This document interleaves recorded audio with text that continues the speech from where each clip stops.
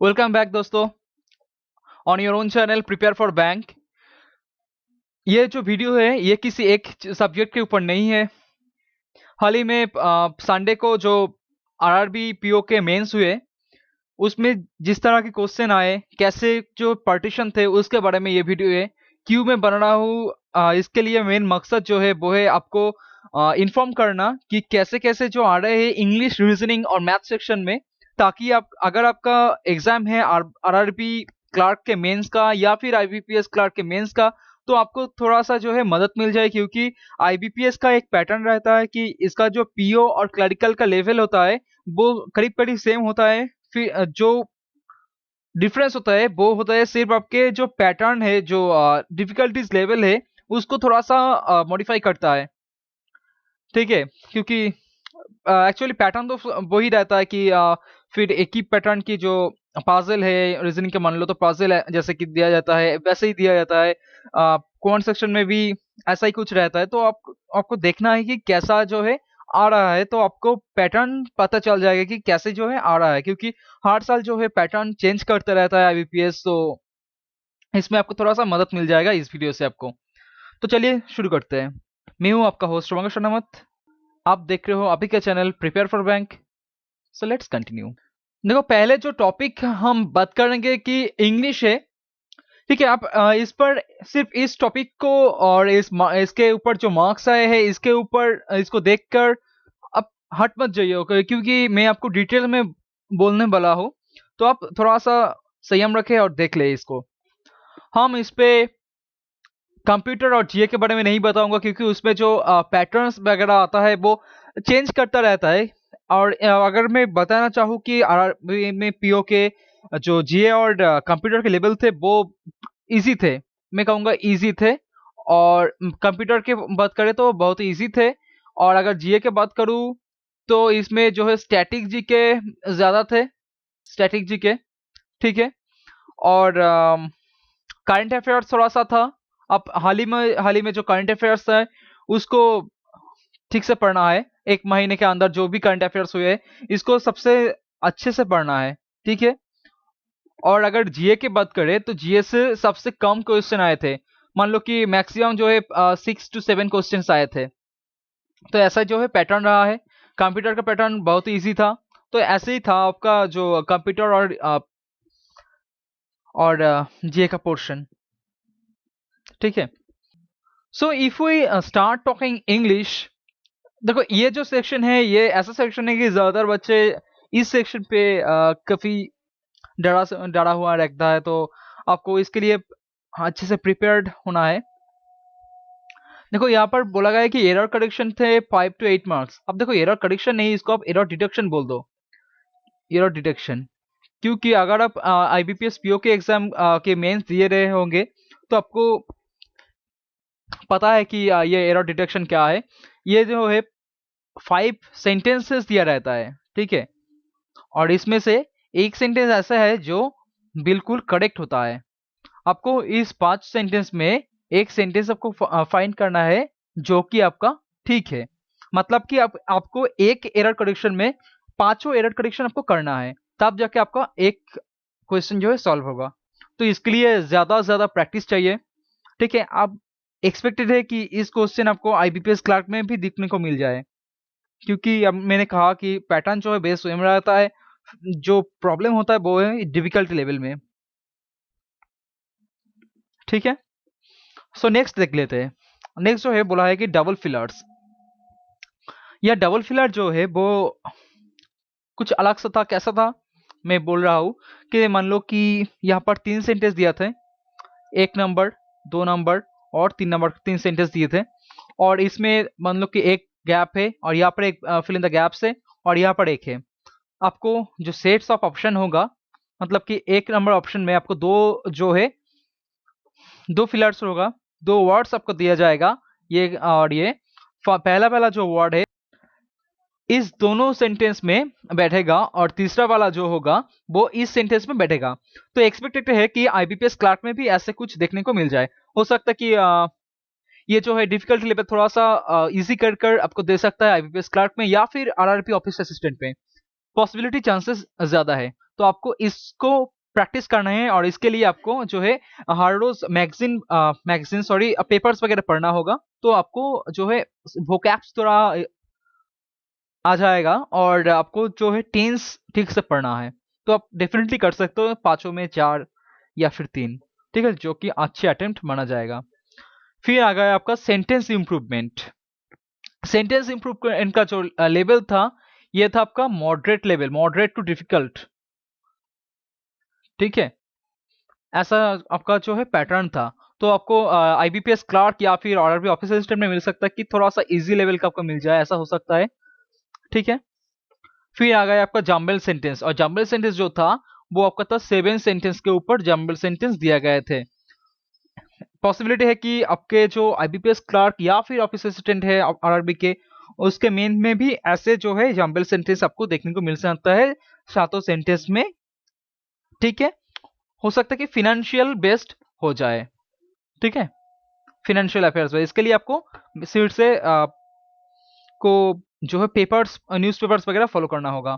फिर आ गया आपका कॉम्प्रिहेंशन, और कॉम्प्रिहेंशन में मैं बोलना चाहूँगा, मैंने जबकि मैं कोई भी इंग्लिश के ऊपर वीडियो नहीं बना है, तो मैं आपको बोलना चाहूँगा कि कॉम्प्रिहेंशन में आपको सिर्फ और सिर्फ 4 मार्क्स मैक्सिमम अटेंड करना है, 4 मार्क्स। क्योंकि देखो इस 4 मार्क्स में आपको आता है सिनोनिम, एंटोनिम, ठीक है, सिर्फ ऐसे वर्ड्स आपको दिया जाता है कि 2 सिनोनिम और 2 एंटोनिम, ये बेसिक पैटर्न रहता है। आपको सिर्फ इसको फॉलो करना है, क्योंकि आपको अगर टाइटल लिखना है तो टाइटल ऐसा हो सकता है कि 2 या 3 टाइटल ऐसा होता है जो कि करीब करीब एक जैसे लगता है। तो आपको उस टाइटल्स को आपको छोड़ना पड़ेगा, छोड़ना होगा, तब जाके आपको 4 जो अटेम्प्ट होगा वो सही हो सकता है, इसका पॉसिबिलिटी सबसे ज्यादा है। आप यहाँ पर अगर आप 4 अटेम्प्ट करते हो, तो अगर आपका ग्रामर सेक्शन थोड़ा सा भी अच्छा है तो आप इजीली 20 के ऊपर कर सकते हो 40 में, जो कि बहुत अच्छा स्कोर माना जाएगा, ठीक है। ये था आपका इंग्लिश का सेक्शन। आगे देख लेते हैं कि रीजनिंग कैसा है। रीजनिंग की अगर बात करें तो पहले आते हैं सिलॉक्स। जी हाँ, यहाँ पर सिलॉक्स आए थे और यहाँ पर जो फुल मार्क्स थे वो थे आपके 5। जो प्रायोरिटी थे वो थे आपके पॉसिबिलिटी केसेस।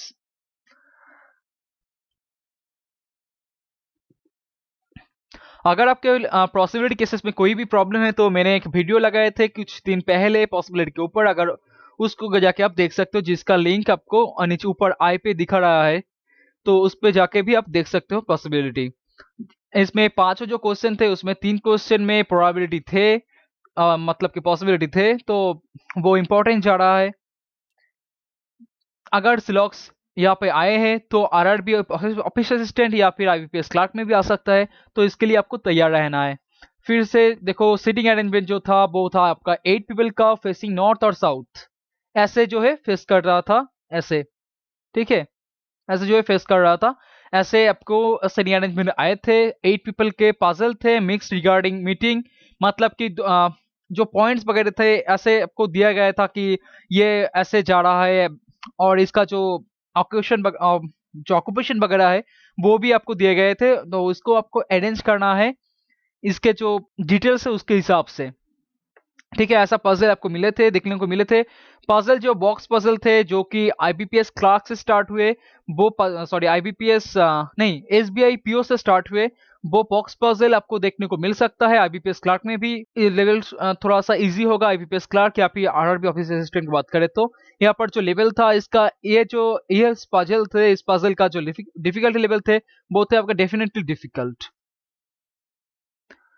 आपके जो सेंटेंसेस वगैरह दिए गए थे वो थे आपका 3 सेंटेंसेस, बहुत ही कम थे, डायरेक्ट रिलेशन नहीं दिए गए थे, तो आपको जो है फाइंड करना था, वो टाइम कंज्यूमिंग है। अरेंजमेंट, सीटिंग अरेंजमेंट जो था, मार्क्स ऑब्टेन्ड, मतलब कि आपको ऐसे जो दिया जाता है कि G gets marks which is greater than A, ऐसे दिया जाता है कि लेस देन एफ, ऐसे आपको दिया जाता है, या कि जो पर्सन थे वो नंबर ऑफ पर्सन थे वो थे आपका 7 पर्सन का, 7 पर्सन वाला जो सीटिंग अरेंजमेंट थे वो आपको दिए गए थे। सीटिंग अरेंजमेंट मैं नहीं बताऊंगा, इसको आप अरेंजमेंट ही बोलो, क्योंकि 7 पर्सन का आपका जो है अरेंजमेंट करना था, पूरा की पूरा आप नहीं बैठ सकते। तो फिर क्वेश्चन में जो है आपको बोला गया था अगर ये ऐसा हो तो वो कैसा होगा, ऐसे करके सवाल जो है दिए गए थे। तो आईबीपीएस क्लार्क या फिर आरआरबी ऑफिस असिस्टेंट में ऐसे क्वेश्चन मिल सकते हैं। हो सकता है कि इस बार जो 7% नहीं वो आपको 5% मिल जाए। ठीक है, आप इसके लिए तैयार रहना। फिर आ गया आपका इन्फरेंस। जी हाँ, ये इन्फरेंस था, इन्फरेंस बहुत था। देखो 3 मार्क्स का जो है 3 सवाल था, 3 मार्क्स का नहीं 3 सवाल थे आपके इन्फरेंस के, क्योंकि रीजनिंग के जो सेक्शन थे उसमें हर एक क्वेश्चन का जो मार्क था वो था 1.25 करके। तो इस बार जो इन्फरेंस थे, इन्फरेंस का जो टोटल क्वेश्चन थे, नंबर क्वेश्चन थे आपके 3। तो इन्फरेंस जो कि आपके जो कुछ सवाल दिए गए जाते हैं उसके ऊपर आधारित होते हैं, कुछ कंक्लूजन वगैरह उससे आधारित होता है। ये थोड़ा सा कंफ्यूजिंग होता है, पर इस क्वेश्चन बहुत आ रहे थे। 3 क्वेश्चन मतलब कि बहुत ज्यादा है। अगर 40 क्वेश्चन में आपको 3 क्वेश्चन जो है इन्फरेंस आते हैं तो बहुत बड़ी बात है। अब देखो कोर्स ऑफ एक्शन, ये भी थोड़ा सा कंफ्यूजिंग होता है। तो इसमें भी 2 क्वेश्चन आए थे। तो कुल मिलाकर 5 क्वेश्चन, यानी कि 1/8 क्वेश्चन जो थे वो इन्फरेंस और कोर्स ऑफ एक्शन से ही आपको देखने को मिले थे। फिर आता है आपका डीएस, यानी कि डेटा सफिशिएंसी। अगर इसके ऊपर आपको वीडियो चाहिए है तो आपको नीचे कमेंट सेक्शन में बताना है। अगर आपके पास क्वेश्चन है तो हमारे ईमेल आईडी p4bn@yandex.com में आपको उसको भेजना है। तो डीएस में आपको पांचों जो है सवाल आपको देखने को मिले थे। तो ये 10 जो थे ये थोड़ा सा मैं कहूंगा कि डिफिकल्ट लेवल के ही थे, मॉडरेट टू डिफिकल्ट मैं बोलूंगा। ठीक है, तो इसके अगर पैटर्न की अगर बात करें तो इस पैटर्न से अगर माने तो आपको डीएस और इस टॉपिक में से 10 क्वेश्चन आईबीपीएस क्लार्क या फिर आरआरबी ऑफिस असिस्टेंट में भी आ सकता है, पर लेवल डेफिनेटली इजी रहेगा। ठीक है, फिर आता है आपका चाइनीज कोड। चाइनीज कोड से आपको मिलता है सिर्फ एक क्वेश्चन, और एक ही क्वेश्चन थे यहाँ पे, सिर्फ एक ही चीज को आपको फाइंड करना था। तीनों जो है रिलेशन दिए गए थे और उसमें एक चीज का आपको कोड डिकोड करना था। ठीक है, फिर आता है आपका ब्लड रिलेशन। ब्लड रिलेशन से आपको 2 सवाल पूछे गए थे। वर्ड फॉर्मेशन, यानी कि ऐसे जो है क्वेश्चन दिया जाता है ना, हाइपोथेटिकल, मतलब मानो कि हाइपोथेटिकल। तो यहाँ पर बोला जाता है कि मतलब मानो कि सेकेंड वर्ड, फिफ्थ वर्ड और लास्ट वर्ड को लेकर कैसे जो है वर्ड बनता है। तो यहाँ पर जो थे वो थे आपके 5 वर्ड को आपको निकालना था। सॉरी, यहाँ पे 5 वर्ड जो है, सॉरी 5 लेटर्स जो है आपका निकालना था। और उसमें से अगर कोई वर्ड बनता है तो उसके ऊपर आधारित क्वेश्चन था। ठीक है, और मिसलेनियस मैंने कहा है क्योंकि और एक जो है वो थोड़ी सी मिसलेनियस टाइप के थे। उसमें एक नंबर उसको हम डिफाइन नहीं कर पाए क्योंकि जो डेटा सप्लायर था वो ठीक से बता नहीं पाए वो लोग, तो हम उसको नहीं इंक्लूड कर सके। तो टोटल मार्क्स जो थे, टोटल क्वेश्चन थे सॉरी 40 और टोटल मार्क्स जो थे आपके 50। तो ऐसे जो थे पैटर्न आरआरबीपीओ के। और मैंने इसके साथ साथ आपको बता भी दिया कि कैसे जो आपके आईबीपीएस क्लार्क या फिर आरआरबी ऑफिस असिस्टेंट क्वेश्चन आ सकता है, तो आप उसके लिए तैयार रहना। फिर आता है आपका मैथमेटिक्स या फिर क्वांटिटेटिव एप्टीट्यूड। इसमें जो है नंबर सीरीज थे, नंबर सीरीज में रॉन्ग नंबर आपको फाइंड करना था। तो इस पे आपका पांचों जो है मार्क्स देखने को मिला था, और इसका लेवल जो था वो हम कहेंगे कि इजी थे इसके लेवल, और थोड़ा सा मॉडरेट के लेवल थोड़ा सा बोल सकते हो, क्योंकि 1-2 सवाल थे जिसमें आपको थोड़ा सा एफर्ट ज्यादा डालना है। तो ये भी क्वेश्चन इंपॉर्टेंट है। फिर आता है आपका डीआई, जो कि है डेटा इंटरप्रिटेशन, जिसमें आपका पाई प्लस रेशियो मैंने बोला है क्योंकि इसमें 2 डायग्राम दिए थे, जिसमें एक था आपका पाई चार्ट ऐसे ऐसे करके दिया जाता है, और एक था आपका फिर से जो है डिफरेंट चीज का आपका रेशियो दिया जाता है। ऐसे करके आपका आए थे और इस पर जो है सवाल पूछा गया था। तो ये था आपका डीआई पाई प्लस रेशियो का, जिसमें आपको पांचों जो है मार्क्स देखने को मिला था। और इसके ऊपर हम कल यानी कि 24 घंटे के अंदर हम इसके ऊपर वीडियो जरूर लाएंगे आपके लिए, ताकि आपको आईबीपीएस क्लर्क में या फिर आरबीआई ऑफिस में अगर आ जाए तो आपको सॉल्व करने में इजी रहेगा। ठीक है, फिर आते हैं आपका DI double line graph. Double line graph मतलब कि आपको ऐसे दिया रहता है या में ऐसे दिया रहता है, और भी दूसरा एक ग्राफ में भी ऐसे जो है दिया रहता है। ठीक है, ऐसे ऐसे करके, तो उसमें से डेटा लेकर निकल के इस दोनों को कंपैरिजन करके कुछ रिलेशन वगैरह दिया रहता है, तो उसके ऊपर आधारित होता है ये जो है डबल लाइन ग्राफ। और यहाँ पर जो आए थे वो थे आपका स्पीड और टाइम के ऊपर। ठीक है, तो इसके ऊपर भी मैं वीडियो लाऊंगा अगले 1-2 दिन में। क्योंकि ये दोनों जो डीआई है वो आईबीपीएस क्लार्क या फिर आरआरबी असिस्टेंट में इंपॉर्टेंट है, क्योंकि ये जो है क्लरिकल लेवल में बहुत ही इंपॉर्टेंट है ये तो डीआई। फिर आता है आपका डीआई, मिसिंग डीआई। जी हाँ, मिसिंग डीआई आए थे इस पर, और जो डिफिकल्टी लेवल था इसका ये था आपका मॉडरेट टू डिफिकल्ट। ठीक है, इसमें भी आपको पांचों जो क्वेश्चन है देखने को मिला था। फिर आता है आपका क्वाड्रेटिक इक्वेशन या फिर यूक्लिड जो भी कहो, जो कि प्रीलिम्स में देखने को नहीं मिला था, तो इसमें आपको पांचों जो है क्वेश्चन देखने को मिले थे। फिर आता है आपका प्रॉब्लम फ्रॉम रेशियो। एचएस के ऊपर जो प्रॉब्लम दिए गए थे उसमें थे आपका 1 मार्क्स का। एसआईसीआई, अगर एसआईसीआई में आपके कोई भी सवाल हो, कुछ भी प्रॉब्लम हो, तो हम हमारे जो चैनल पे जो वीडियो लगाया है हमने एसआईसीआई के ऊपर, उसको भी आप देख सकते हो, क्योंकि जो लेवल था उससे भी इजी था। तो आपको हम आसानी हो जाएगा सॉल्व करने में, क्योंकि आपको ट्रिक्स वगैरह पता चल जाएगा अगर आप उसको देखो तो।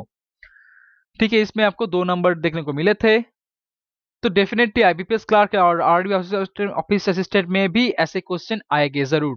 फिर आता है आपका प्रोबेबिलिटी। प्रोबेबिलिटी का 1 मार्क्स। मिक्सचर से आपको मिलता है 1 मार्क्स, जो कि इजी लेवल था। ये सभी जो लेवल था इसका ये था इजी लेवल के थे, और मिक्सचर इजी थे। बोट एंड स्ट्रीम ये भी आपका थोड़ा सा आप बोल सकते हो इजी टू मॉडरेट, आप बोल सकते हो इसको। जिसको मैथ्स पसंद नहीं हो उसके लिए ये मॉडरेट लेवल का होगा। फिर आता है आपका प्रॉफिट एंड लॉस, और प्रॉफिट एंड लॉस से भी एक सवाल आए थे। ट्रेन में से एक सवाल आए थे, और मिसलेनियस मतलब कि और जो टॉपिक्स है उसके ऊपर सातों जो है मार्क्स आपको देखने को मिला था। तो ऐसे था आपका पूरा जो पैटर्न था वो कुछ ऐसा था। आपको मैंने पूरा का जो है पूरा एनालिसिस हमने बताया, और इसके ऊपर देखो प्रॉब्लम एसआईसीए के ऊपर आपको वीडियो मिल जाएगा हमारे चैनल में। क्वाड्रेटिक इक्वेशन या फिर न्यूक्लिड के ऊपर भी आपको चैनल में वीडियो मिल जाएगा। और जो पाई प्लस रेशियो जो डीआई है, इसको कैसे आप आसानी से जल्दी सॉल्व कर सकते हो, उसके ऊपर मैं कल वीडियो लाने वाला हूँ, तो उसको आप जरूर देखिएगा। ठीक है, और जो डबल लाइन ग्राफ है इसके ऊपर मैं वीडियो लाऊंगा अगले 1-2 दिन में, तो उसके लिए आपको तैयार रहना है।